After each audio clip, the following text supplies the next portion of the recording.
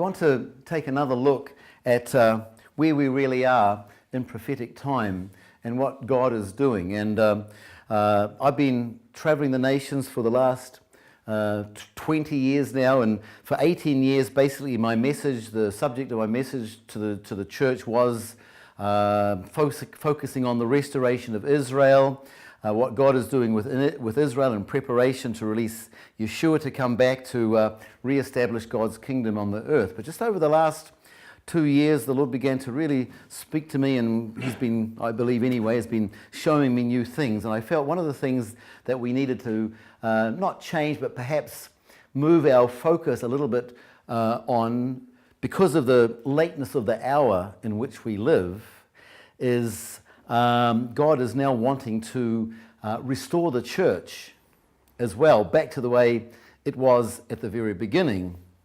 And if we think about it, the beginning of that word church, it's not in the Bible for a start. And it's interesting, in English is probably one of the few languages where the word church is used for the building and the people. In other languages, it's a totally different word. And of course, the word that has become the word church, which for us in English-speaking nations is the building and the people, the original Greek word is ekklesia, which means the separated or the called out ones.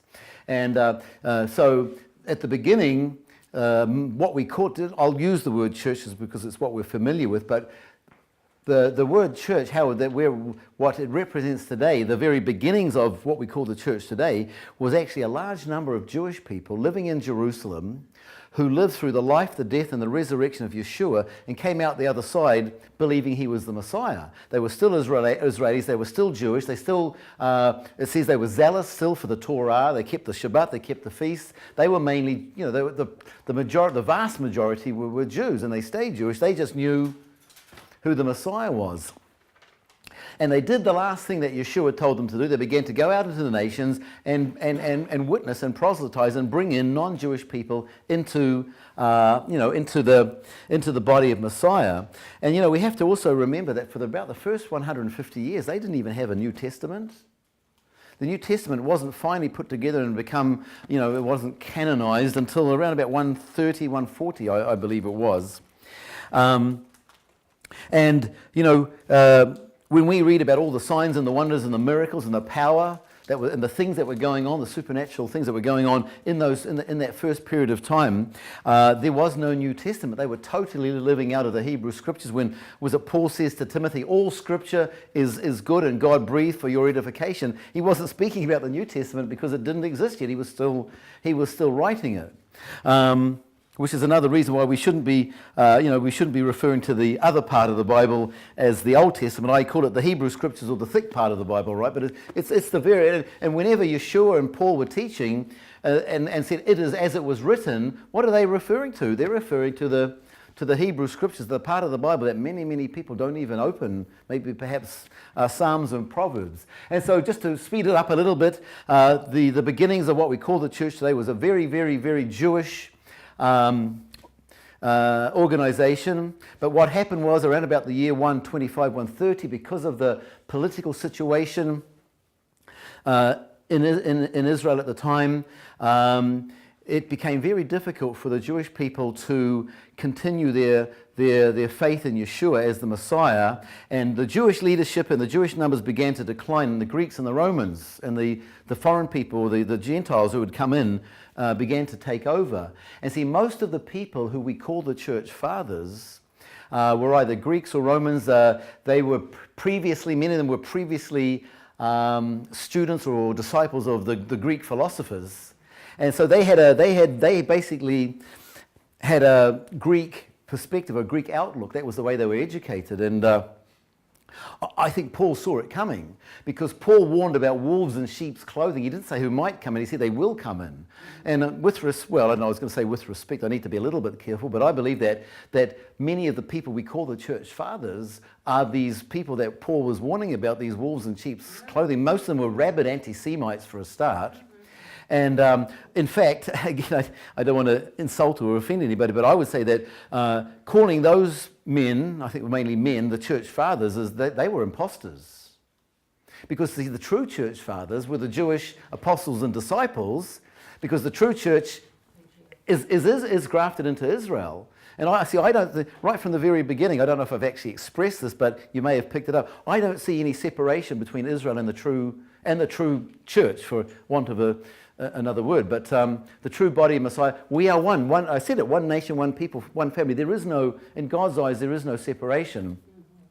But so the real church fathers are the Jewish disciples and apostles and the leaders of the first century. But the real church fathers are Abraham, Isaac, and Jacob. Because they are the patriarchs of Israel, which the true church is grafted into. And so these Greeks and Romans took over. They had a very, very Greek perspective. And to be a little bit gracious, I can understand how easy it was for the devil to deceive them, because and if they they were trying to read the Bible, both the Hebrew Scriptures and the New Testament, is a very, very Hebraic book. The Apostle Paul, who wrote most of the books of the New Testament, he's a first century Pharisee, not just a rabbi, but a Pharisee, a very, very high level Jewish guy who had a Jewish mindset. And so it was very easy for the devil to lead these so-called church fathers away into deception, because they were reading a very Hebrew book with Greek glasses on. And so the church began to deviate. And if you go off course by half a degree, 2,000 years later, you're a long way from where you're supposed to be. And look at the Orthodox Jews. Many of them still look the same and do exactly the same thing as they did centuries ago, because they are anchored. They are anchored to their belief system. And take the example of a man in a little boat, a dinghy, do you call them dinghies? a little small boat in a storm.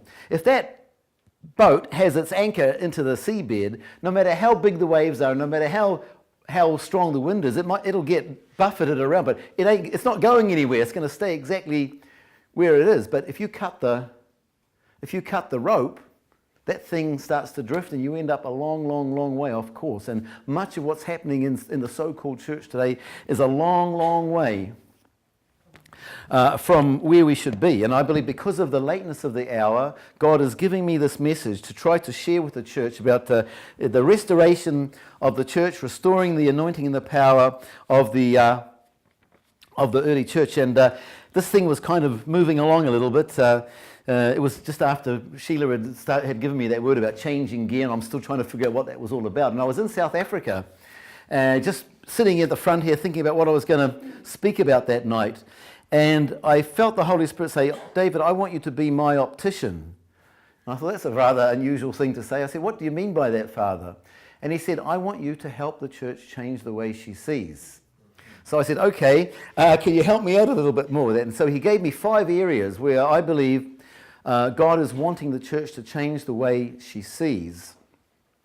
And what we need to do really is we need to take away the Greek glasses and we need to put on Hebraic glasses to see particularly these 5 issues that hopefully I'm going to have time to quickly mention in these last sessions. So the first area where we need to change the way we see is we need to change the way we actually see God.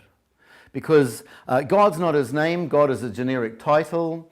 Even if you say it in Hebrew, El, it's not his name. It means God. But El, actually, the real meaning of the word El is master. And of course, God is our master. He's the master of all masters. But God's real name, and we don't know exactly how to say it. It's spelled Yud-Hey, Vav-Hey. Some people, it could be the two most likely options are Yehovah, because it's not Jehovah, because there's no J in Hebrew, so it's either Yehovah or Yahweh, because also there's no W. So it's not Yahweh or Jehovah, but that's close. But I mean, the exact way to say it would be Yehovah or Yahweh. And it seems, from what I understand, the meaning, the more or less the meaning is I am that I am, which sounds rather arrogant, but if you're the creator of the universe, you can afford to be arrogant. And if anybody wants to question God about that, just remember what he said to Job when Job began to question. He said to Job, "Where were you when I made the world?"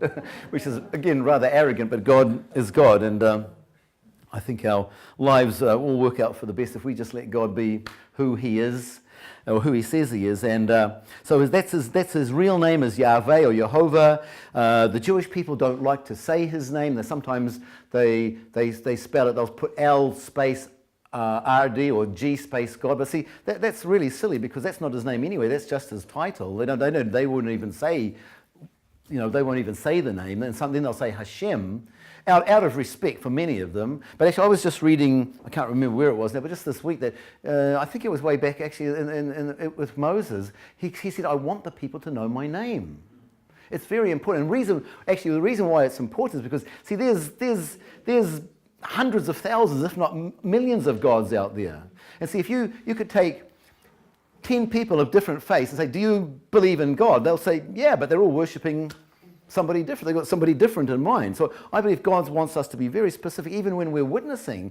Let people know who it is we're serving and who we're worshipping. So you can say, well, I worship Yahweh or Jehovah. I worship the God of Abraham, Isaac, and Jacob. I worship the God of Israel. That's starting, then people know who you're talking about.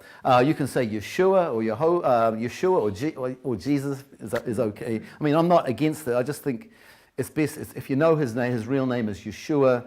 It has a powerful meaning. So we need to, number one, we need to change the way we see God. And it's got to the extreme now. And sisters, I'm not a male chauvinist, but there's somebody just made a Bible in America. They changed all of the